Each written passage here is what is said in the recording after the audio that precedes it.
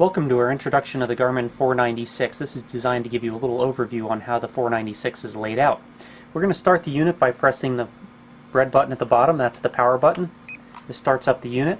It's going to go into a little title page. We press the enter button to go through that screen.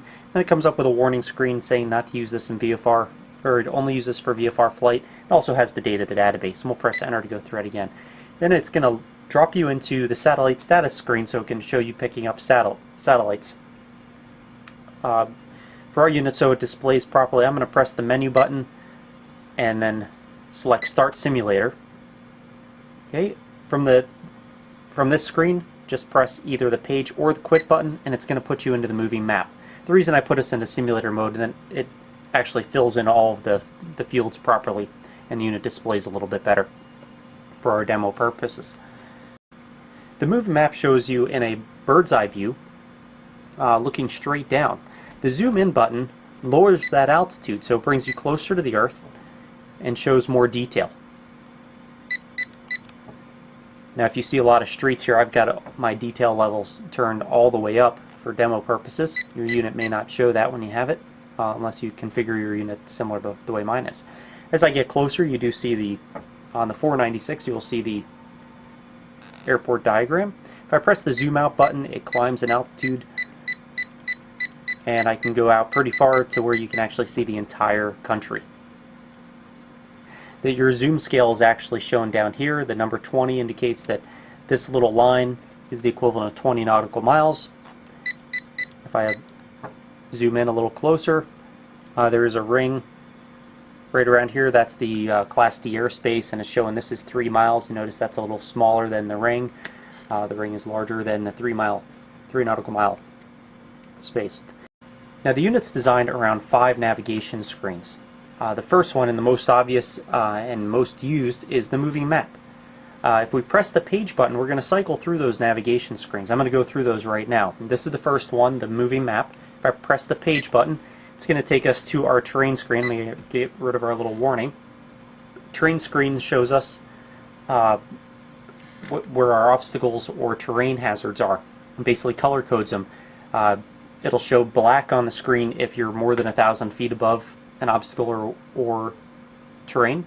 It shows yellow if you're within 1,000 feet, or red if you're within 100 feet or below the level of the object. Right now, things we're sitting on the ground, so everything is red. All the obstacles are red as well. Press the page button. It's going to go to our third navigation page. This is called the HSI page, or the panel page, the way I have it set it up. Right now it's showing airspeed, altitude, VSI, and a turn coordinator, and also an HSI. Very useful screen. We'll get more into that in another lesson.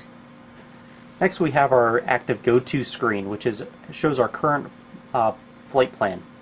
Right now I've got a set going direct to Fulton County, Atlanta, 478 miles from here. We're not moving, so there's no data showing up in here, but you can always go to that screen and find out your next leg, or if you have a whole flight plan stored in multiple waypoints, you can skip waypoints throughout your legs. There's a lot of things you can do in that screen. Press page button for our fifth display, our fifth navigation page. This is our position page. Shows the latitude and longitude of our location, date and time, and then 10 fields with information such. Right now it's got set our destination, sunrise, sunset, a bunch of extra detail. All of those fields can be changed, and you can make them whatever you want. ETE, ETA, cross-track error, vertical speed, descent, information. There's all kinds of things you can change. When I press page again, it goes to our fifth page, which is our moving map again. So that's a loop. 5 pages. If I press page 5 times, 1, 2, 3, 4, 5, comes right back to where I was. The quit button just goes backwards through those. 1, 2, 3, 4, 5. Now the last 2 buttons are the direct and the nearest button. We're going to do the direct button. This is the most commonly used feature in the unit. By pressing the little D down here, it brings up a little a screen that allows you to enter in your waypoint that you want to go to. It always highlights the go to in the bottom. You press the top arrow to highlight the identifier, KFTY. If I wanted to change that, I don't want to go to Fulton County, I want to go to DeKalb Peachtree in Atlanta. PDK. To change that, right now the whole identifier is highlighted. If I press enter, it's going to highlight just the first letter. I'm going to put in KPDK. By pressing the right arrow, it's going to go from K to the F. Press the up arrow, and I can go from F to P.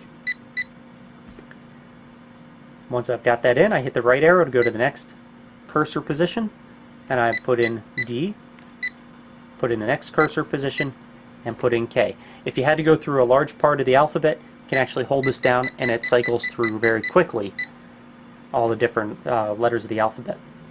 Once I have PDK in there, I press enter. It highlights go to, and basically if you verify that information, if it's verified and it's correct and you want to go to, press enter again. And that's how you go to. If you want to use the nearest button, you press nearest. It gives you a list of nearest airports, weather, VORs, NDBs, intersections, users.